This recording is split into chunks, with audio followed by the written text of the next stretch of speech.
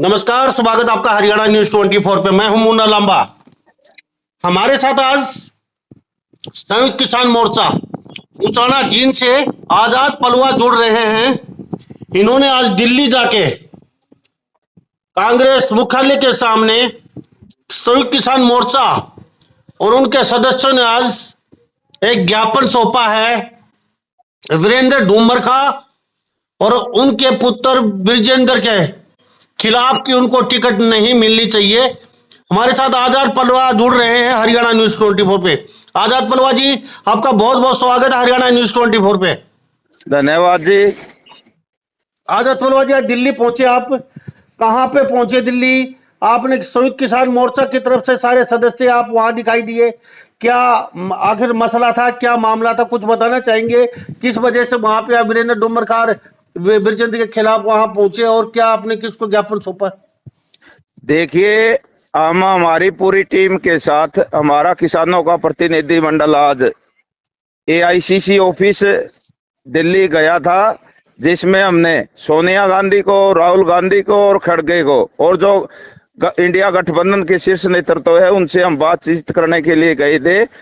और दीपक बावरिया जी से हमारी खुलकर बातचीत भी हुई है और विस्तार से बातचीत भी हुई है जी। तो हमने बिल्कुल स्पष्ट शब्दों में कहा है कि अगर वीरेंद्र सिंह या विजेंद्र सिंह को अगर कांग्रेस की टिकट दी जाएगी, हम बिल्कुल भी इनकी खिलाफत करेंगे, क्योंकि हम प्रजातंत्र में विश्वास रखते हैं और बीजेपी ने प्रजातंत्र का हनन किया है और लोकतंत्र को खत्म करने के लिए बीजेपी लगी हुई है। बीजेपी का हमारी पूर्ण खिलाफत रहेगी, इसलिए हम इंडिया गठबंधन का साथ देना चाहते हैं। लेकिन ये मौका परस्त लोग हैं जो जिन्होंने काले कानूनों के पक्ष में झांसी के अंदर रैली निकालने का काम किया, किसान मजदूर विरोधी काम किया।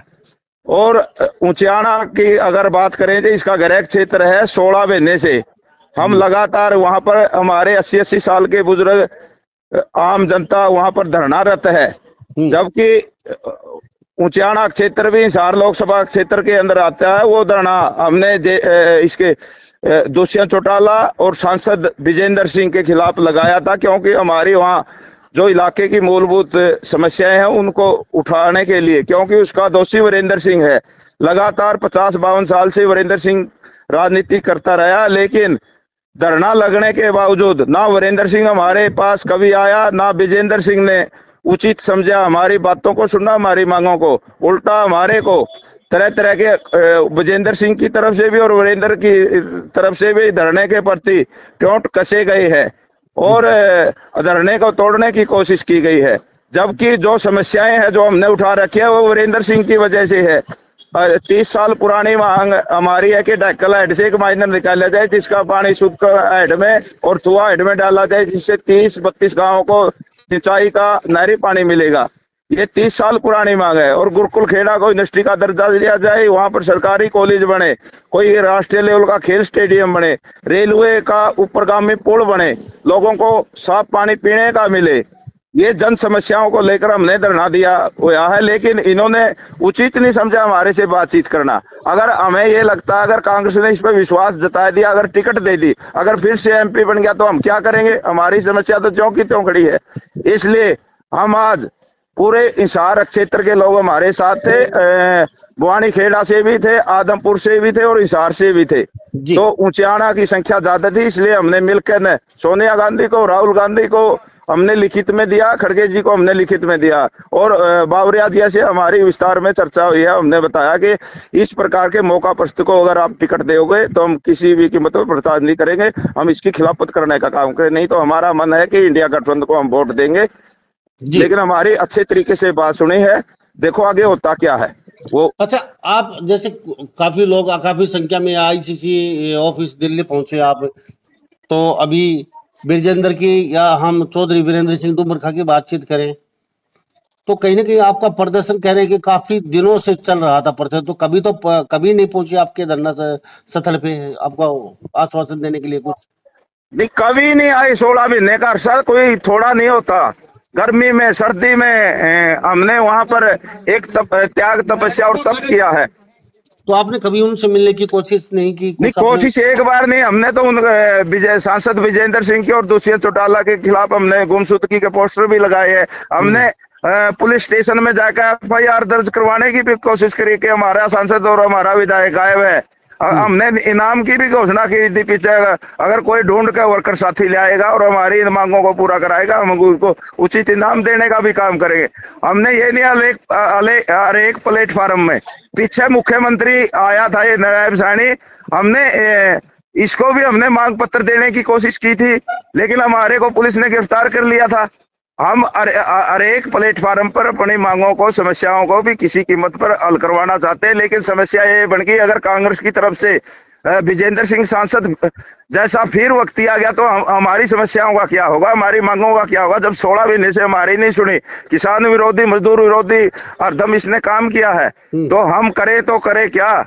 हम एक इस जाल में फंसे। हमने आज स्पष्ट शब्दों में जो केंद्रीय नेतृत्व है इंडिया गठबंधन का, उनको चेतावनी भी दी है साथ में, अगर आपने हमारी बातों पर संज्ञान नहीं लिया गया तो इसके गंभीर परिणाम भुगतने पड़ेंगे। और मजबूरन बस हमने पैरेलल उम्मीदवार खड़ा करने का काम करना पड़ेगा। हम नहीं चाहते कांग्रेस से विजेंद्र और वीरेंद्र जी जैसे मौका पर नेताओं को देती है।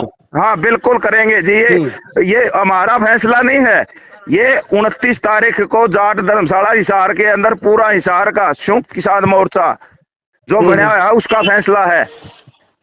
अच्छा, हाँ, जाट धर्मशाला में लिया गया फैसला है। पिता पुत्र में से टिकट नहीं मिली चाहिए आपका ये? हाँ, 29 मार्च को लिया गया फैसला है ये।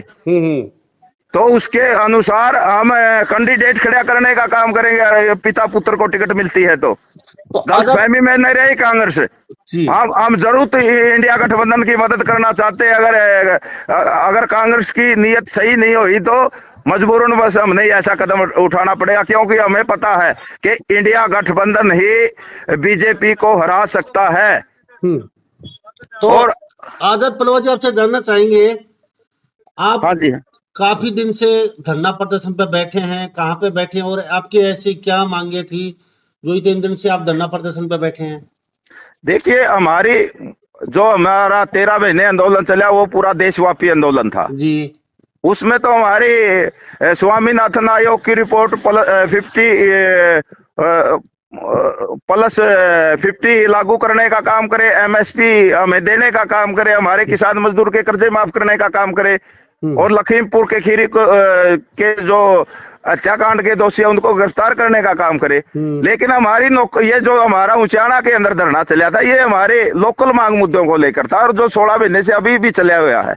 ये हमारी, मैंने बताया था, अभी दोहराने की जरूरत नहीं है, अगर कहो तो मैं दोहरा दूं ना, कोई बात नहीं। अच्छा, मैं एक बात जानना चाहूंगा, अभी आप मिल के आए हैं, आपने ज्ञापन भी सौंपा, बाकायदा ज्ञापन में आपने ब्रिजेंद्र और वीरेंद्र डूमर खां जी के वो लिख के दिया है, तो आपको सोनिया गांधी, राहुल गांधी मिले या फिर दीपक बावरिया जी से आपकी बात हुई, उन्होंने क्या आश्वासन दिया आपको? देखो, दीपक बावरिया जी से हमारी विस्तार में चर्चा हुई है। दीपक बावरिया जी ने हमारी बातों को बिल्कुल अच्छे तरीके से सुना है, और